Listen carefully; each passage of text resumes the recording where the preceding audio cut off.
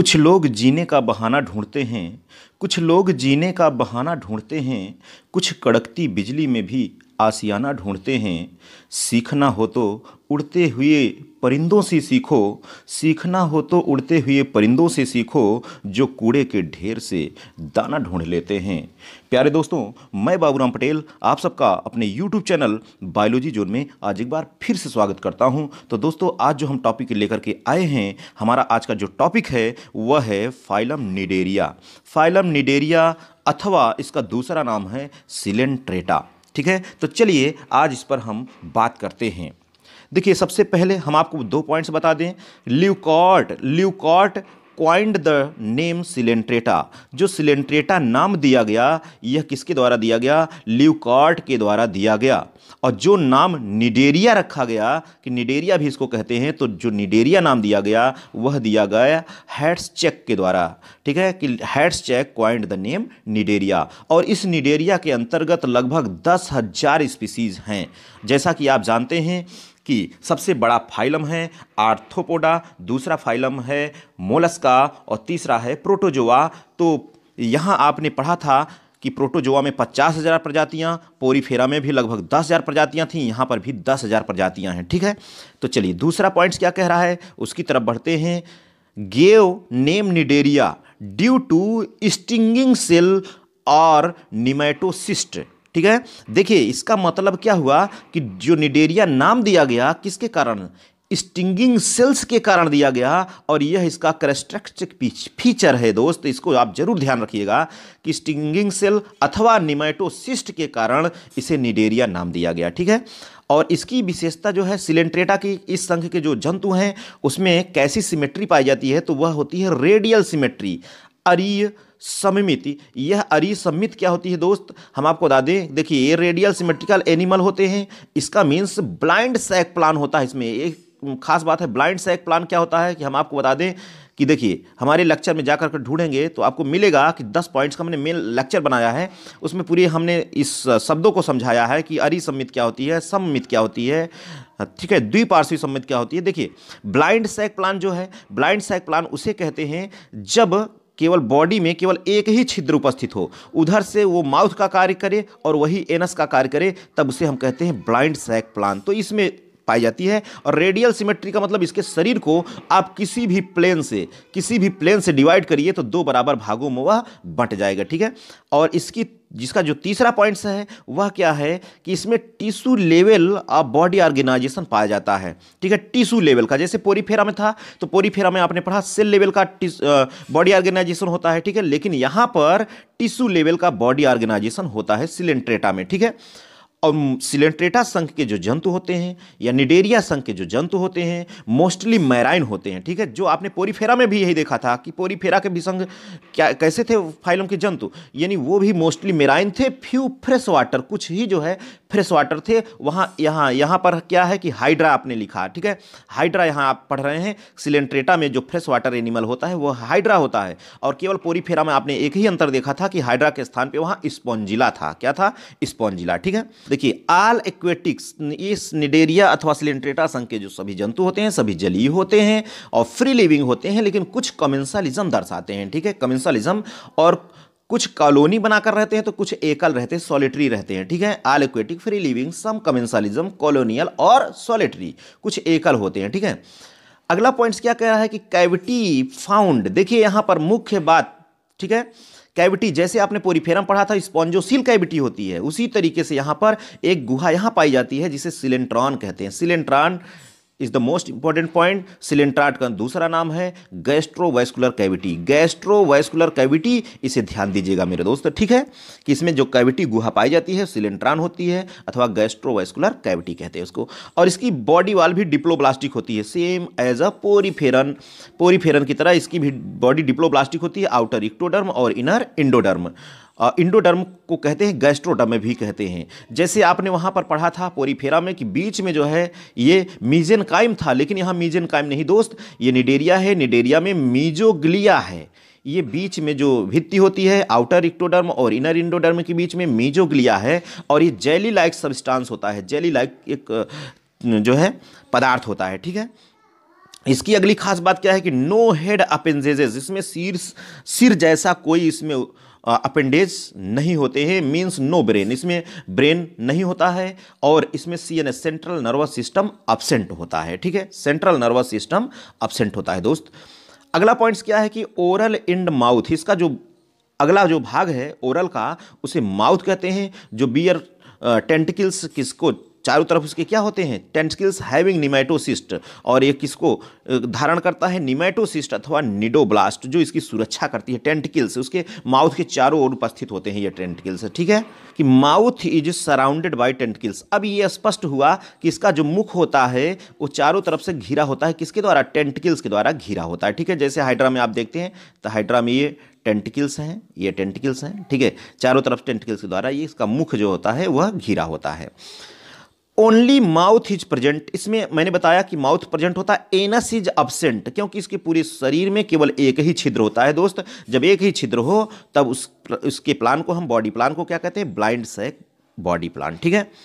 और चलिए देखा जाए इसका कैरेक्टरिस्टिक फीचर क्या है, इसका मुख्य लक्षण क्या है इसका। तो इसमें जो इसका मुख्य लक्षण है वो निमेटोसिस्ट का पाया जाना या स्टिंगिंग सेल्स का पाया जाना, जो अभी मैंने आपसे चर्चा किया, यह है, आप बात जरूर ध्यान में रखिएगा, ठीक है। तो और इस संघ में कौन कौन से जंतु आते हैं, जैसे हाइड्रा हो गया, ओबिलिया हो गया, ऑरेलिया हो गया, यह है आपको पढ़ना है, ठीक है, हाइड्रा, ओबिलिया और ऑरेलिया। चलिए देखा जाए कि हाइड्रा और ओबिलिया और ऑरेलिया क्या है, इसको भी आप एक बार देख लीजिए।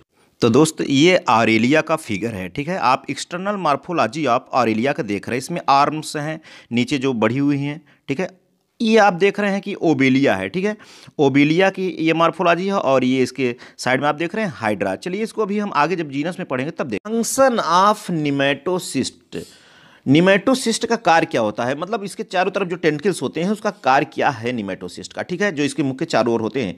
फूड कैप्चर, भोजन को पकड़ना, डिफेंस, इनकी सुरक्षा करना, अटैचमेंट, और किसी आधार से इन्हें जोड़ना या चिपका देना, ठीक है, यह निमेटोसिस्ट का कार्य है। 3 कार्य यहाँ आप देख रहे हैं, फूड कैप्चर, डिफेंस और अटैचमेंट। अगला पॉइंट क्या है कि डाइजेशन इज इंट्रासेलुलर, इसमें भी पाचन कैसा होता है दोस्त, इसमें इंट्रासेलुलर होता है, यानी इसके शरीर के अंदर होता है अथवा एक्स्ट्रासेलुलर होता है, ठीक है, इंट्रासेलुलर अथवा एक्स्ट्रासेलुलर होता है, यानी सेल के बाहर अथवा सेल के अंदर। अगला पॉइंट्स क्या कह रहा है दोस्त कि रिस्पायरेटरी और सर्कुलेटरी और एक्सक्रीटरी सिस्टम इसमें अब्सेंट होता है, ठीक है, कि रिस्पायरेटरी सिस्टम भी नहीं है, सर्कुलेटरी सिस्टम भी नहीं है, एक्सक्रीटरी सिस्टम भी नहीं है, इसमें सभी तीनों क्या हैं, अब्सेंट हैं, ठीक है।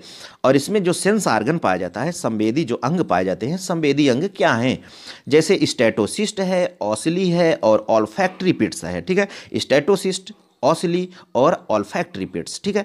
स्टेटोसिस्ट को हम टेंटाकुलोसिस्ट भी कहते हैं, ठीक है। जब अभी हम दोस्त आपको पूरे जिनेरा, ओबेलिया, हाइड्रा और ऑरेलिया तीनों को पढ़ाते हैं तो इन सेल्स को आपको दिखाते हैं कहाँ पाई जाती है। इसकी अगली खास बात क्या है दोस्त, हम आपको बता दें कि सोज टू लाइफ फॉर्म, इस पूरा जो इसके संघ के जंतु हैं इसमें जो है 2 रूप पाए जाते हैं इसके जीवन में। कितने रूप होते हैं, 2 दोस्त, इसे आप जरूर ध्यान रखिएगा, very very most important Coelenterata से संबंधित।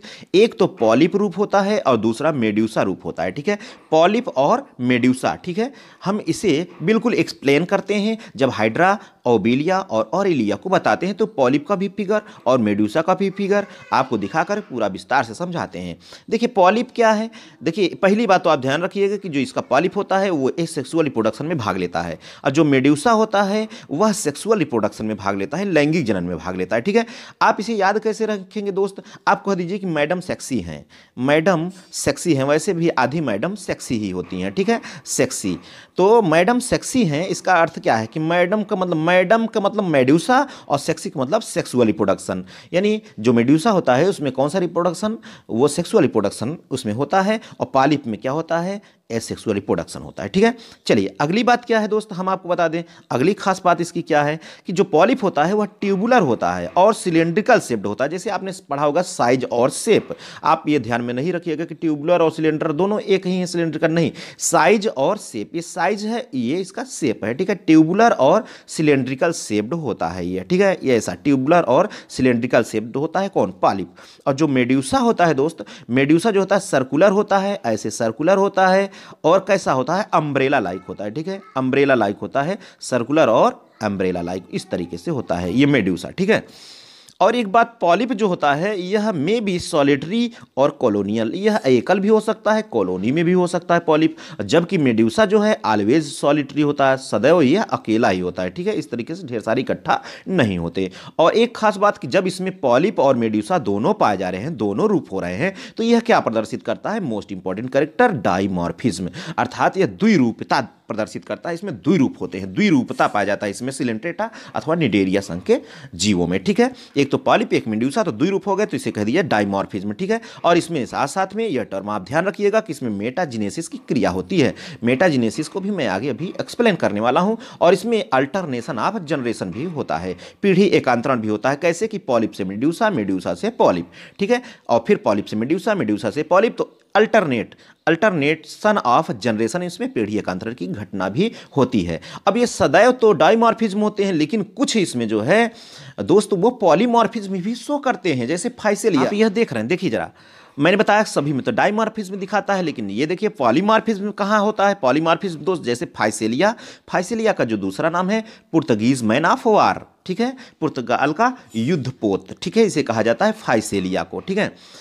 और ये है, आप ध्यान रखिएगा, पॉलीमॉर्फिज्म ऑलवेज ये डाइमॉर्फिज्म होता है, लेकिन फाइसेलिया में कैसा होता है, पॉलीमॉर्फिज्म होता है, ठीक है। इसके कुछ टर्मिनोलॉजी है, उसको आपको जरूर ध्यान देना है, जैसे स्टिग्निन सेल्स हैं, स्टिग्निन सेल, निमेटोसिस्ट है, उसे आपको ध्यान देखना।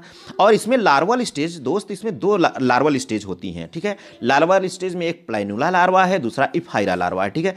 प्लैनुला लार्वा और इफाइरा लार्वा, प्लैनुला लार्वा जैसे ओबेलिया का जो लार्वा होता है वो प्लैनुला है, और ऑरेलिया में जो लार्वा होता है वो इफाइरा है। जैसे आपने स्वर व्यंजन पढ़ा होगा तो दोस्तों AEIOU शुरू करते हैं, तो AE ऑरेलिया में कौन पाया जाता है, इफाइरा लार्वा पाया जाता है, ठीक है। और बाकी ओपी ओबेलिया में कौन सा, प्लैनुला लार्वा पाया जाता है। ये जो प्लैनुला लार्वा होता है फ्री लिविंग का होता है। और इसमें जो डेवलपमेंट होता है दोस्त, जो डेवलपमेंट इसमें होता है, डेवलपमेंट वो डायरेक्ट भी हो सकता है और इनडायरेक्ट। अगर इनडायरेक्ट हो रहा है तो किसके द्वारा होता है, वह लार्वल स्टेज के द्वारा होता है, ठीक है। इसमें अगली जो बात है वह इसका पॉइंट से रिप्रोडक्शन से लेकर के है, रिप्रोडक्शंस। तो इसमें रिप्रोडक्शन दोनों विधियों द्वारा होता है, एक एसेक्सुअल विधि द्वारा भी होता है और सेक्सुअल विधि द्वारा भी होता है। एसेक्सुअल, सेक्सुअल, अलैंगिक जनन और लैंगिक जनन दोनों विधियों द्वारा होता है। जो अलैंगिक जनन है वह बाई बडिंग द्वारा होता है, ठीक है, कलिका द्वारा होता है। और मैंने बताया था कि एसेक्सुअल में कौन भाग लेता है, इसका पहला रूप पॉलिप, ठीक है, एसेक्सुअल में पॉलिप भाग लेता है। और जबकि मैंने बताया था कि मैडम सेक्स ये है, मेड्यूसा में कौन सा जनन होता है, सेक्सुअल रिप्रोडक्शन होता है, ठीक है। तो sexual reproduction by gamete formation के द्वारा होता है, ठीक है, गैमीट फॉर्मेशन के द्वारा होता है। देखिए यहाँ अगली जो खास बात है इसकी कि सब मेंबर्स हैज कैल्शियम कार्बोनेट, सब members has calcium carbonate layer, कुछ इसके सदस्य जो होते हैं वो कैल्शियम कार्बोनेट की एक परत रखते हैं, जिसके कारण इसे कोरल बनाते हैं, ठीक है। कोरल अगर कहीं भी आ जाए कि कोरल किस संघ के जंतुओं से संबंधित है, कोरल रीफ, तो ये सिलेंट्रेटा संघ के जंतु जो होते हैं कोरल बनाते हैं, ठीक है। इसके क्लासिफिकेशन में जरा ध्यान दीजिए, क्लासिफिकेशन किसके आधार पर किया गया, यहां पर जो क्लासिफिकेशन किया गया वह पॉलिप और मेड्यूसा के आधार पर किया गया, ठीक है। किसके आधार पर, पॉलिप और मेड्यूसा के आधार पर यहां क्लासिफिकेशन किया गया, classification on the basis of polyp and medusa, ठीक है। अब यहां देखिए, जैसे आपने प्रोटोजोआ पढ़ा था तो पूरी प्रोटोजोआ में लोकोमोशन के आधार पर उसका क्लासिफिकेशन किया गया था। पोरीफेरा पढ़ा था, वहाँ पर स्पिक्यूल्स के आधार पर, उसके आधार पर किया गया था, ठीक है। अब यहाँ पर किसके आधार पर, पॉलिप और मेड्यूसा के आधार पर हो रहा है। तो ये इसके 3 क्लास में इसे डिवाइड कर दिया गया, 3 क्लास में इसको डिवाइड किया गया, ठीक है। कौन कौन से, एक हाइड्रोजोआ, स्काइफोजोआ और एंथोजोआ। हाइड्रोजोआ, स्काइफोजोआ और एंथोजोआ 3 क्लास में इसे डिवाइड किया गया। देखिए हाइड्रोजोआ की विशेषता क्या है दोस्त, इसमें दोनों स्टेज होती हैं, पॉलिप भी और मेड्यूसा भी होती हैं हाइड्रोजोआ में, ठीक है। हाइड्रोजोआ में पॉलिप और मेड्यूसा दोनों होती हैं। और इसका एग्जाम्पल क्या है, ओबिलिया है, हाइड्रा है, फाइसेलिया है, ठीक है। अभी फाइसेलिया मैंने बताया था पुर्तगीज मैन ऑफ वार, ठीक है, पुर्तगाल का युद्धपोत इसको कहा जाता है। अब यहां देखिए ओबिलिया, हाइड्रा, 2 जीनस तो यही आ गए। आपको पढ़ने कितने हैं, ओबिलिया पढ़ना है, हाइड्रा पढ़ना, ऑरेलिया पढ़ना है। ऑरेलिया का दूसरा नाम क्या है, इसे जेलीफिश भी कहते हैं। तो आप देखिए ओबिलिया, हाइड्रा में ये किस क्लास में है भाई, ये हाइड्रोजोआ में है। और स्काइफोजोआ, इसकी विशेषता क्या है, इसमें मेड्यूसा डोमिनेंट होता है, मेड्यूसा इसमें डोमिनेंट होता है। और इसका एग्जाम्पल है ऑरेलिया और जेलीफिश।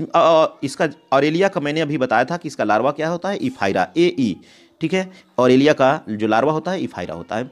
और एंथोजोआ की विशेषता क्या है कि इसमें पॉलिप डोमिनेंट होता है दोस्त, पॉलिप इसमें डोमिनेंट होता है। और यह एंथोजोआ है जो सिलेंट्रेटा का लार्जेस्ट क्लास है दोस्त, ये लार्जेस्ट क्लास है, Anthozoa is the largest class. ठीक है, अब इसमें कौन कौन से हैं, जैसे गार्गोनिया है, एडेम्सिया है, और पेन्नाटुला है, और कोरेलियम है, और यही जो लाल मूंगा जो कोरेलियम कोरल रीफ बनाते हैं, यही बनाते हैं कोरेलियम ही, कोरेलियम की स्पीसीज ही जो कोरल रीफ बनाती हैं, great barrier reef of Australia.